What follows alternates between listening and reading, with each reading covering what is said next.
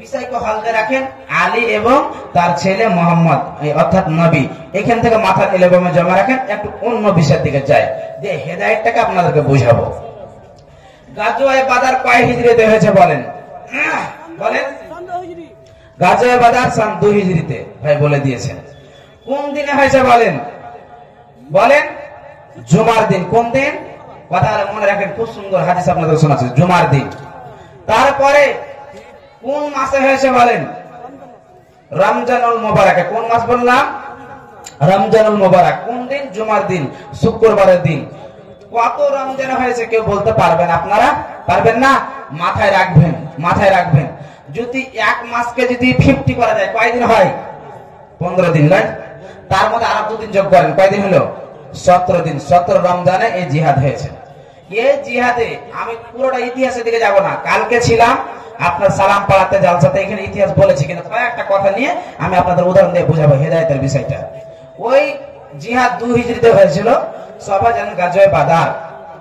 মুসলমান আল্লাহর সাহাবীরা 313 জন আর বেঈমান 1000। বুঝতে পারলেন? জিহাদ চালু হয়ে গেল। আল্লাহর নবী দোয়া করলেন একটা মসজিদে, মসজিদের নাম মসজিদে আরিফ। এটা হলো তাইফের ময়দানে। এমন সময় জিহাদ চালু হয়ে গেল। জিহাদ চলতে চলতে ৭৭ জন বেঈমান কাফির মারা গেল, ৭৭ জনকে শহীদ।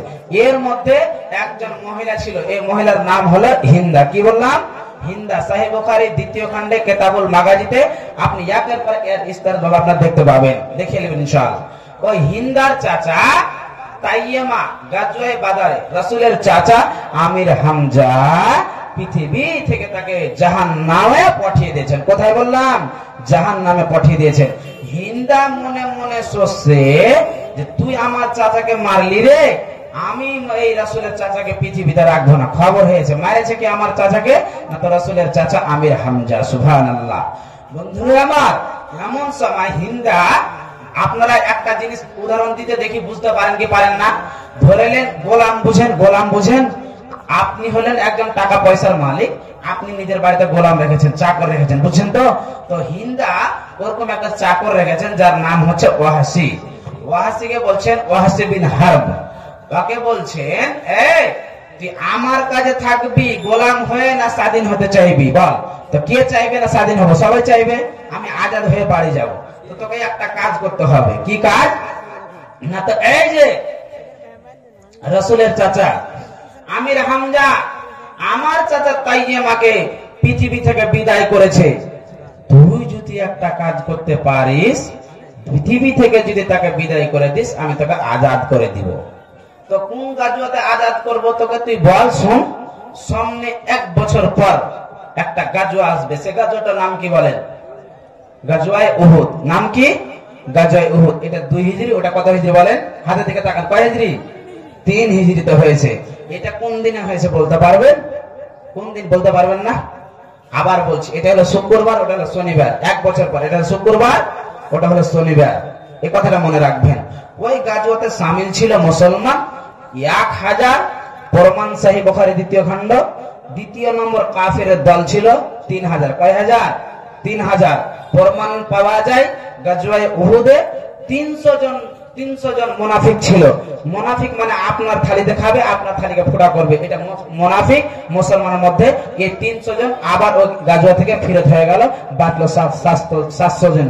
এই 700 জনকে নিয়ে আল্লাহ নবী জিহাদ করলো। ওরা 3000, এরা 700। দেখেন এমন সময় জিহাদ চালু হয়ে গেল। প্রমাণ দিছি আপনাদেরকে, বুঝবেন। জিহাদ চালু হয়ে গেল।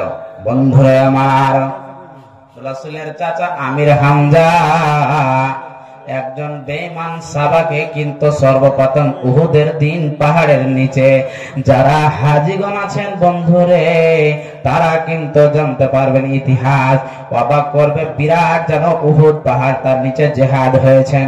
মুসলমান কাফের থেকে জিহাদ চালু হয়ে গেল। আল্লাহকে রাজি করার জন্য, খুশি করার জন্য কাটাকাটি চালু হয়ে গেল। এমন সময় রাসূলের চাচা আমির হামজা সাহাবাকে কেটে আসছিলেন, ফিরে আসছিলেন। ওয়াহাসি বিন হারব, যে ওয়াহাসি হিন্দার গোলাম রে বন্ধু, পাথরের আহতে তিনি দাঁড়িয়েছিলেন। এমন সময় একটা পচকা পচকা মেরে দিলেন। পচকাটা নাভির নিচে লেগে গেল, রাসূলের চাচা পড়ে গেল। এমন সময় রাসূলের চাচা চিত হয়ে পড়ে আছেন, আর ওই হিন্দা গিয়ে একটা তরবারি নিয়ে যেন রাসূলের চাচার আমির হামজার বুকের উপরে বসে গেল। বসে গিয়ে বন্ধুরে এই জায়গাটা যেন তরবারি দিয়ে যেন ফেড়ে দিল, কাঁচা কলিজাকে যেন বের করে নিল, আর হিন্দার হাতে দিয়ে দিল। হিন্দারে দেখ দেখ, আমি রাসূলের চাচা আমির হামজার কাঁচা কলিকে নিয়েছি, আমি তোমাকে দিয়ে দিলাম, আমি আমার ওয়াদা পূরণ করে দিলাম, আর তুমিও তোমার ওয়াদাকে পূরণ করে দাও। বন্ধুরে ওই মহিলাটির কত রাগ ছিল রে বন্ধু, রাসূলের চাচার কাঁচা কলিজাকে চাবালো। একবার পড়েন সুবহানাল্লাহ। আপনাকে ইতিহাস প্রমাণ করবে, আপনি বুঝতে পারবেন কেন একের পরে ইতিহাস আপনাকে কেমন প্রমাণ করবে। দেখেন, হেদায়াত আপনাকে বুঝাতে চাইছি, আর ইনশাআল্লাহ আপনাকে বুঝিয়ে দেবো। দেখেন,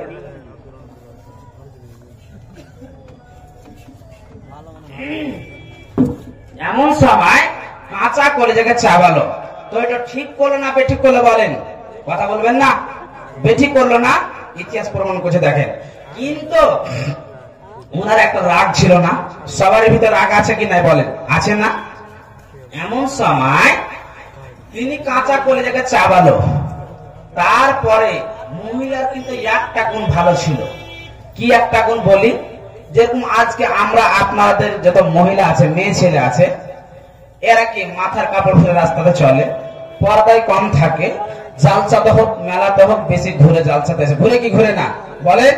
কিন্তু মহিলার একটা গুণ ভালো ছিল, যে কোনদিন অন্য পরপুরুষের সাথে কথা বলতে না।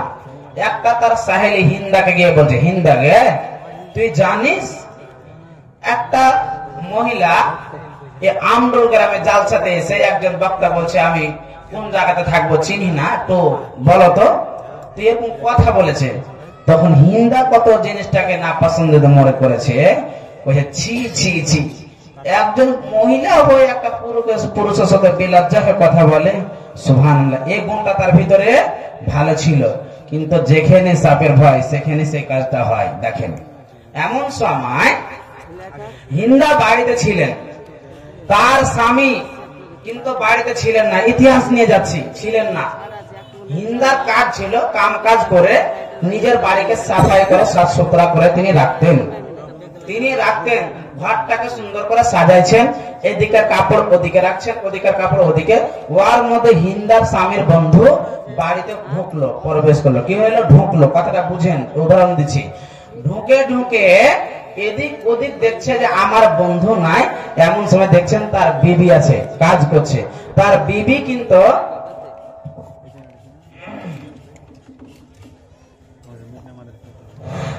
আসসালামু আলাইকুম বলতে চাইছি, ওই আমাদের গহাবাদ থেকে কে দারু খেয়ে এসে এখানে ঝগড়া করছেন, আমাদের জালসার কমিটিকে বলছি, ইব্রাহিম কোথায় আছো? দেখো তো, ওখানে তারা মারামারি করছে, দারু খেয়ে এসে এখানে আমাদের মারামারি করছে, একটু দেখেন তো। ভান্ডারি লোকদের বলছি, তোমরা আমার গলিতে এসে তো কিছু লোক দারু খেয়েছে, বাদরামি করছে, ভান্ডারি বন্ধ করে দাও, না দেখেন মাঠে রক্ত বলছে। ভান্ডারিদেরকে বলছি, আমাদের গ্রামের লোককে বলছি, তোমরা একদম আমাদের বাড়ির সামনে এসে ওখানে কিছু ইব্রাহিম দা, আমি হযরত দা বলছি, ইব্রাহিম জাকির ফজলু মামা, তোমরা সবাই এখানে এসে তো ওদেরকে। তারপরে আমার অবস্থা কেন যাবে না, বসে থাকেন, ধৈর্য ধরে আপনি যাবেন, ইনশাআল্লাহ কিছু হবে না। তারপরে দেখেন, ইতিহাস আপনাকে অবাক করবে। এমন সময় হিন্দা বাড়িতে কাজ করছিলেন, তার হিন্দার স্বামী গিয়ে দেখলো যে নাই, উনি বাড়ি থেকে বের হচ্ছেন। এমন সময় তার স্বামী ঢুকছে, কিন্তু হিন্দার বিবি আদেও জানে না যে আমার স্বামীর দোষ, বন্ধু আমার কাছে আমার ঘরে ঢুকেছে। উনি বের হচ্ছেন, ইনি ঢুকলেন। ইনার মনে কি হবে এখন বলেন তো? সন্দেহ হবে না? হয়ে গেল। তিনার বন্ধু বলছেন, তুমি ছিলে না বাড়িতে, ইনি আর কথা বলছেন না, তাই বলে বাড়ি থেকে বের হয়ে চলে গেল। এমন সময় তার বিবিকে গিয়ে বলছে, ও নোংরা মেয়ে, তুই কি কাজ করে ফেললি?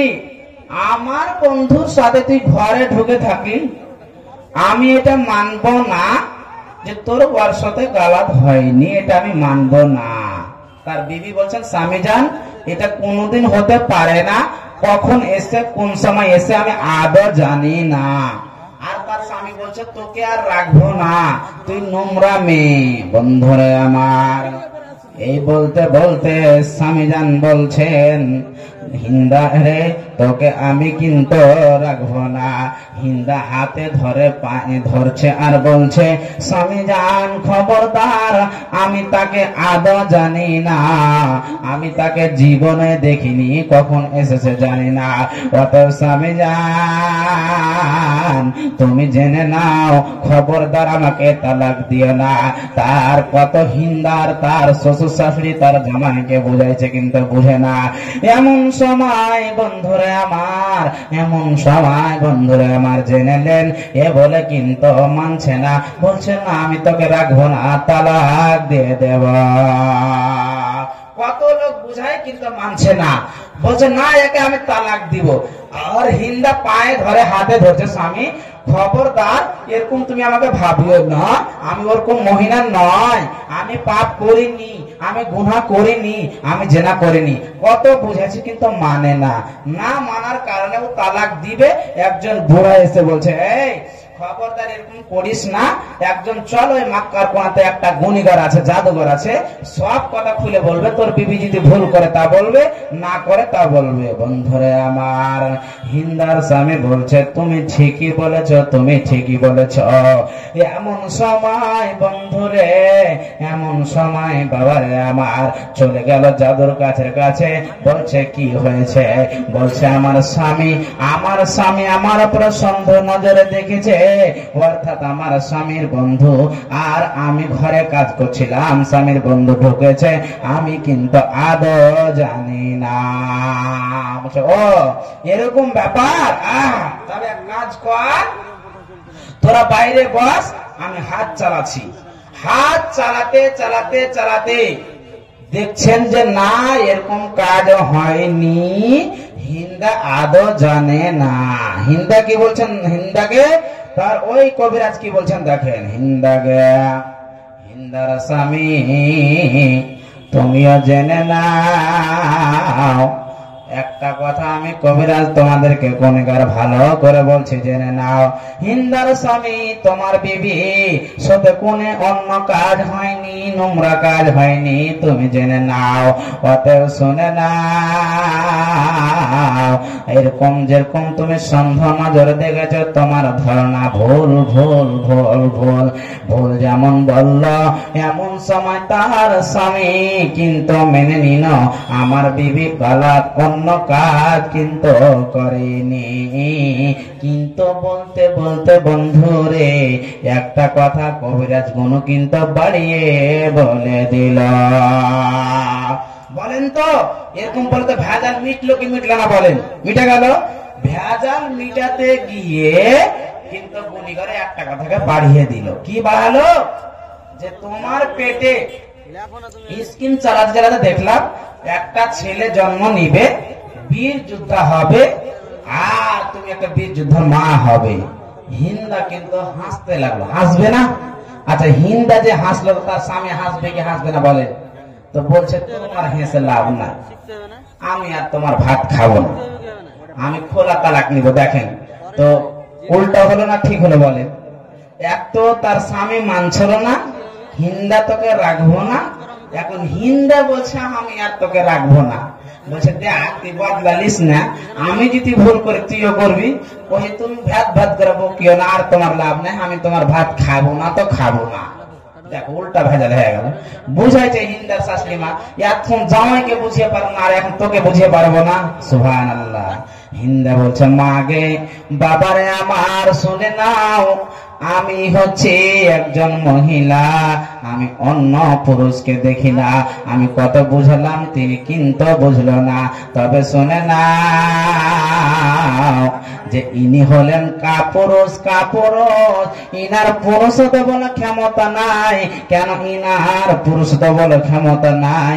ইনি হলেন কাপুরুষ। না হলে আমার মতন মহিলার ওপরে সন্দেহ নজরে দেখে ইনার বিছানায় কখনোই বীর যোদ্ধা হবে না। আমি যদি যদি বীরের মা হয়, একটা বীরের বাবা হতে হবে। ওকে তালাক দিয়ে আবু সুফিয়ানকে বিয়ে করে নিল। আবু সুফিয়ানের বিছানায় বাসর রাতে তিনার বিছানায় বাচ্চা ধরে গেল। তার সময় মতন ওই বাচ্চা 9 মাস 10 মাস পরে হলো। সেই বাচ্চার নাম হলো ইমাম মাবিয়া রাদিয়াল্লাহু তাআলা আনহু। এই মহিলাটিকে গো, এটা হলো ওই রাসূলের চাচা। আর আমির হামজার কাঁচা কলেজাকে চাপিয়েছেন তিনি হলেন হিন্দা। এই হিন্দা হেদায়াতে গেল। কি করে হেদায়েত পেল? চলেন আপনাকে 30 পাড়ায় আপনাকে দলিল দিই। দেখেন কি করলো। কাঁচা কলেজাকে চাবাল চাবাইনি বলে 5 বছর পর ইতিহাসটা দেখেন প্রমাণ করছে। 5 বছর পরে ফাতা মাক্কা হলো। আল্লাহর নবীকে শুরুতেই মক্কা থেকে বের করে দিয়েছিল। এমন সময় আল্লাহর নবী 3 বছর উহুদের পর 5 বছর করোনা আয়াত নাযিল আল্লাহ করলেন। কি? বিসমিল্লাহির রহমানির রহিম। ইযা জাআ নাসরুল্লাহি ওয়াল ফাতহু ওয়া রাআইতান নাসা ইয়াদখুলুনা ফি দীনিল্লাহি আফওয়াজা ফাসাব্বিহ বিহামদি রাব্বিকা ওয়াস্তাগফিরহু ইন্নাহু কানা তাওয়াবা। যখন ফাতা হয়ে গেল, ফাতা মাক্কা হয়ে গেল, বিজয় হয়ে গেল, তখন দেখবেন আল্লাহ বলছেন নবী হে ওরাইতান নাসা, তখন তুমি মানুষদেরকে দেখবে দল দল হয়ে ইসলামের মধ্যে তারা ঢুকে যাবে। একদিকে পুরুষের কাতার হয়ে গেল, একদিকে মহিলার কাতার হয়ে গেল। আল্লাহর নবীর কাছে কালেমা পড়তে লাগলো। সবাই পড়েন আশহাদু আল্লা ইলাহা ইল্লাল্লাহ ওয়া আশহাদু আন্না মুহাম্মাদান আবদুহু ওয়া রাসূলুহু। পুরুষের কাতার কালেমা পড়তে লাগলো। পড়তে পড়তে পড়তে বন্ধুরে, এই যে ওয়াহাসি রাসূলের চাচা আমির হামজার কাঁচা কলেজাকে চাবালো। আর এমন সময় চাবিয়ে আল্লাহর নবীর সামনে পড়ে গেছে। ওয়াহাসি রে, তুই আমার সামনের দিক থেকে ইসলাম গ্রহণ করিস না রে ওয়াহাসি। কেন? তোমাকে দেখলে তুমি আমার চাচার কাতিল, তুমি আমার চাচার কাতিল। আমার চাচাকে তুমি কেটেছো, কাঁচা কলেজাকে চাপিয়েছো। কথা বলো বলো বলো, কেমন করে কেটেছিস বল। বলছে ইয়া হাবিবাল্লাহ, ইসলাম গ্রহণ করেছি, আপনি শুনে নেন। আমি কাটলাম, কাঁচা কলেজাকে বের করে নিলাম, আর হিন্দা চাবালো, কালেমা পড়ে হেদায়েত পেয়ে নিল। আর এদিকে মহিলাদের ভিতরে একজন মহিলা যার নাম হচ্ছে হিন্দা। বন্ধুরে, এই মহিলা কিন্তু কালেমা পড়ার জন্য চলে আসছে। আল্লাহর নবী বলতে, হিন্দা রে, তুই আমার চাচার কাছে কলেজাকে চাপিয়েছিস রে হিন্দা। অবশ্যই আমার তোমাকে দেখলে আমার চাচাকে বলে মনে পড়ে। তো পিছন দিক থেকে কালেমা আশহাদু আল্লা ইলাহা ইল্লাল্লাহ ওয়া আশহাদু আন্না মুহাম্মাদান আবদুহু ওয়া রাসূলুহু পড়ে হেদায়েত এনে মুসলমান হয়ে গেল। আবার মুসলমান হয়ে গেল, বুঝতে পারলেন তো? দেখেন হেদায়েত দেন আমরা কে বলেন? তিনি হলেন আল্লাহ। আবার দেখেন, চলেন ওই যে মাথার এলেবামে রেখেছিলেন যে রাসূলের চাচা আবু তালেব ছোট থেকে নিয়ে বড় হওয়া পর্যন্ত ইসলামের কাজ করে হেদায়েত হয়নি। উদাহরণ বুঝতে পারছেন তো? চলেন কোরআন দিয়ে দলিল দিচ্ছি। আল্লাহর নবী বিয়ে দিয়ে দিল। জি আচ্ছা, ইনশাআল্লাহ 100 দোয়া হয়ে যাবে, কয়েক মিনিট। এমন সময় আল্লাহর নবী কি করলো? চাচা যখন বয়স্ক হয়ে গেল, মারা যাবে, অসুস্থ পড়ে আছে, আল্লাহর নবী গিয়ে হাজির হয়ে গেল। চাচা যান, একটা কাজ করে নাও, চাচা কখন মরে যাবে, ছোট থেকে বড় হওয়া পর্যন্ত আমার দেখরা করলে কালেমা পড়ে নাও। চাচার মন চাইছিল করে নিব, কিন্তু বন্ধুরে আমার আবু জাহাল, আবু লাহাব, উতবা, সাইবা সবাই হাজির হয়ে গেল। ও আবু তালেব, তুই কেন এখন শেষের সময় মোহাম্মদের দিনকে মেনে নিবি নাকি? এটা না না না, খবরদার মোহাম্মদের কথা মানিস না, আমাদের কথা মান, বাপদাদার ধর্মকে ছাড়িস না। উনি কিন্তু ছাড়লেন না। আর আল্লাহর নবী বলছেন, চাচা যান একবার কালেমা পড়ে নাও, আমি আল্লাহর কাছে সুপারিশ করে তোমার জন্য জান্নাতের জন্য আমি আল্লাহর কাছে দোয়া করে দেব, পেয়ে যাবি। আল্লাহ বরদাস্ত করলেন না। নবী হে, তোমাকে হেদায়াত মালিক বানানো যায়নি। সঙ্গে সঙ্গে আল্লাহ তাবারাক ওয়া তাআলা কোরআনের আয়াত নাযিল করলেন। আল্লাহ বলছেন, ইন্নাকা লা তাহদি মান আহবাবতা ওয়ালাকিন্নাল্লাহা ইয়াহদি মান ইয়াশা ওয়া হুয়া আলামু বিল মুহতাদিন। নবী হে, তোমাকে হেদায়েতের মালিক বানানো যায়নি যে তুমি তাকে চাইবে সেই হেদায়েত পাবে, যাকে চাইবে না সেই হেদায়েত পাবে না। এটা কোনোদিন হতে পারে না, পারে না, পারে না। অতএব শুনে নাও, আমি আল্লাহ, তোমার কাজ হলো দিন তাবলীগ করা, আর আমি আল্লাহ হলো হেদায়েত কাকে দিব কাকে দিব না আমার ব্যাপার। কেন? আমি হলাম হেদায়েত দেনেওয়ালা। তবে আমি হলাম হেদায়েত দেনেওয়ালা। কে বলেন তো? আল্লাহ। নবী যখন নিজের চাচাকে বাঁচাতে পারলো না, তা আমরা আলিম উলামা হয়ে আপনাদেরকে বাঁচাতে পারবো কি? পারবো না। তো আমাদেরকে হেদায়েতের দিকে আসতে হবে কি হবে না বলেন? একটা কথা বলে আমি একটা আপনাদের উদাহরণ দিই। এমন সময় আল্লাহ বলছেন, নবী সবচাইতে পৃথিবীর মধ্যে নবী বলছেন হালকা যদি আযাব হয় আবু তালেবকে হবে। আর ওই আবু তালেব হালকা আযাব, পায়ের নিচে গরম জুতা পিনানো হবে, মাথার মগজ টকবক করে ফুটবে। একবার বলেন সুবহানাল্লাহ। এটাই যদি হালকা আযাব হয়, আপনার বেশি আযাব কি হবে? ওই বেঈমানদের হবে যে বেঈমান নবীজিকে মক্কা থেকে তাড়িয়ে দিয়েছেন। একটা গাজাল বলে বুঝতে পারবে।